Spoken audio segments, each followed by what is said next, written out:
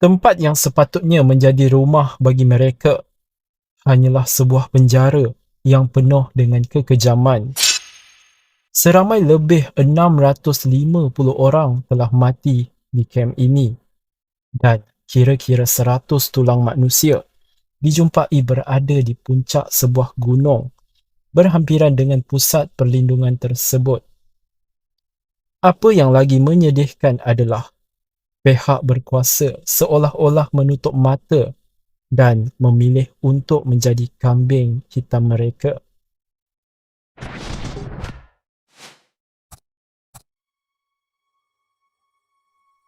Pada mulanya, sebuah kem perlindungan didirikan khas bagi golongan gelandangan untuk memastikan tiada lagi gelandangan yang tinggal di jalanan. Maka, dengan arahan Presiden Korea Selatan ketika itu, terbinalah sebuah kem bernama Brothers Home. Kisah ini terjadi pada tahun 1975 di Busan, Korea Selatan. Ketika menjelang Sukan Olimpik, Korea Selatan telah dipilih untuk menjadi tuan rumah bagi sukan yang berprestij tersebut. Oleh disebabkan itu, Presiden Korea Selatan mengerahkan tentera-tenteranya untuk membersihkan jalanan yang penuh dengan gelandangan. Seramai 38,000 orang gelandangan direkodkan telah berjaya dikumpul. Lalu, mereka pun dibawa ke 36 pusat perlindungan khas. Di antara semua kem perlindungan tersebut, Brothers Home adalah yang paling terkenal kerana kem itu dapat menampung seramai 4,335 orang gelandangan yang sebenarnya dibina hanya untuk menampung 500 orang sahaja. Dekat sini korang dah boleh nampak betapa sesaknya jika berada di kem itu.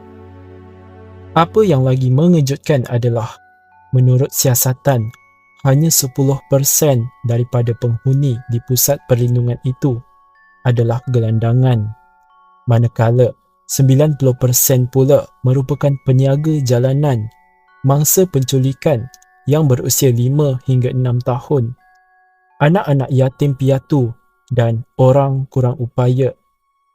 Jadi, bagaimanakah mereka yang bukan golongan gelandangan berada di dalam kem itu? Kebanyakan daripada mereka dimasukkan ke pusat perlindungan tersebut kerana dipaksa oleh pihak polis. Sangat menyedihkan bila pihak polis yang sepatutnya menjadi pelindung bagi masyarakat melakukan hal sekejam itu. Perlu korang tahu, pihak polis akan mendapat ganjaran untuk setiap penghuni yang mereka masukkan. Jadi, tidak hairanlah jika ramai daripada penghuni di pusat perlindungan itu adalah orang awam. Selain itu, menurut seorang wanita yang pernah menjadi penghuni di pusat perlindungan itu, mereka telah dibawa ke balai polis terlebih dahulu sebelum dimasukkan ke dalam sebuah van putih yang kemudiannya menuju ke sebuah lokasi rahsia. Mangsa mendakwa dibawa pergi tanpa diberikan sebarang penjelasan. Sampai sahaja di lokasi, mangsa dibawa masuk ke dalam sebuah bangunan besar di mana pintu bangunan yang diperbuat daripada besi tersebut akan dikunci dari luar. Mangsa seterusnya ditempatkan di dalam sebuah bilik yang boleh memuatkan seramai hampir 100 orang. Kepala mangsa akan dibotakkan lalu diberikan uniform berwarna biru serta mereka menggunakan nombor sebagai nama panggilan mereka, dan baju uniform itu adalah satu-satunya pakaian yang akan dipakai oleh mangsa selama setahun. Selain itu, mereka hanya diberikan sebanyak 30 berus gigi yang perlu dikongsi seramai 150 orang. Mereka juga dikerah untuk menjadi buruh sepanjang hari dengan rutin harian mereka bermula seawal jam 5 pagi hingga 8 malam. Jika hasil kerja mereka tidak memuaskan, mereka akan menerima hukuman yang sangat berat. Salah satu daripada hukuman itu adalah mereka akan dipukul hingga badan mereka berdarah serta lebam. Apa yang lagi menyedihkan adalah hampir semua tahanan di situ mempunyai tubuh badan yang sangat kurus kerana diberikan makanan dengan kuantiti sedikit. Cuba korang bayangkanlah, dengan tubuh badan yang sangat kurus, jika mereka dipukul, korang rasa akan mati tak? Bagi tahanan wanita, ada di antara mereka yang dirogol hingga mengandung. Mangsa yang mengandung pula akan disuntik dengan bahan rahsia yang kemudiannya membuatkan mangsa mengalami keguguran. Manakala untuk orang kurang upaya pula, mereka akan diasingkan lalu diberikan dadah secara berterusan. Menurut seorang penghuni bernama Han Jong-sun, dia pernah melihat seorang pengawal memukul seorang lelaki muda yang mengalami sawan. Lalu dia dibawa pergi dengan keadaan mata meliar ke atas, dan setelah itu lelaki muda tersebut tidak pernah dilihat lagi. Semua penghuni di pusat perlindungan tersebut tidak dapat melarikan diri kerana kawasan pagar telah diawasi dengan sangat ketat oleh pengawal keselamatan, dan tiada siapa pun yang pernah berjaya melarikan diri dari pusat perlindungan itu.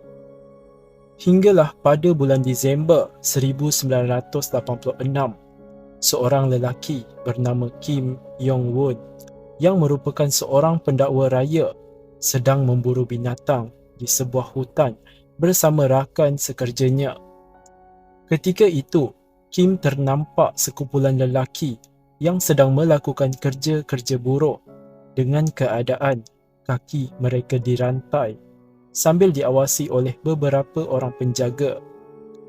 Selepas kumpulan tersebut selesai melakukan pekerjaan, mereka semua dimasukkan ke dalam kandang besar sebelum beredar dari kawasan itu.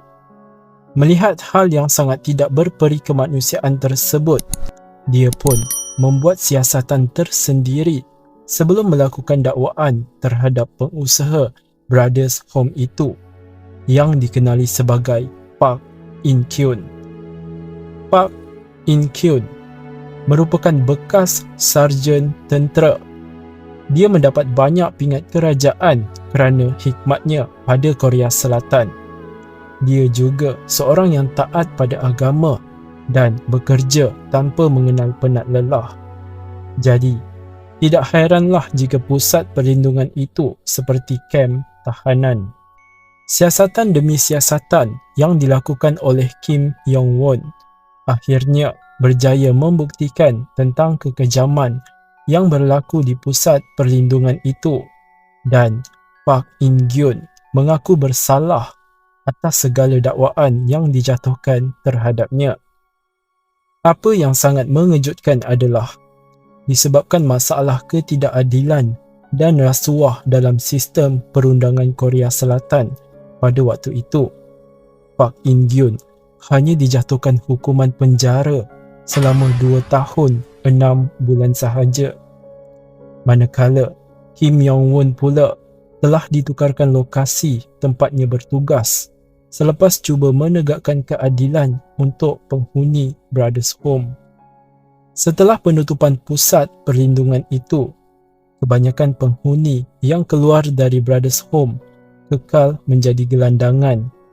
Malah ada juga di antara mereka terpaksa dimasukkan ke hospital sakit jiwa. Paling menyedihkan lagi adalah mereka semua tidak pernah diberikan apa-apa jenis wang pampasan daripada pihak sepatutnya. Hinggalah pada tahun 2012, barulah seorang demi seorang penghuni Brothers Home berani tampil untuk melakukan protes dengan cara berkemah di depan bangunan mahkamah demi menuntut keadilan. Protes tersebut bukan dilakukan sehari dua, akan tetapi selama 3 tahun. Dan pada tahun 2020, pihak berwajib akhirnya terpaksa akur untuk membuka semula kes siasatan ke atas Brothers Home, manakala Park In-gun pula meninggal dunia pada tahun 2016 akibat penyakit tua.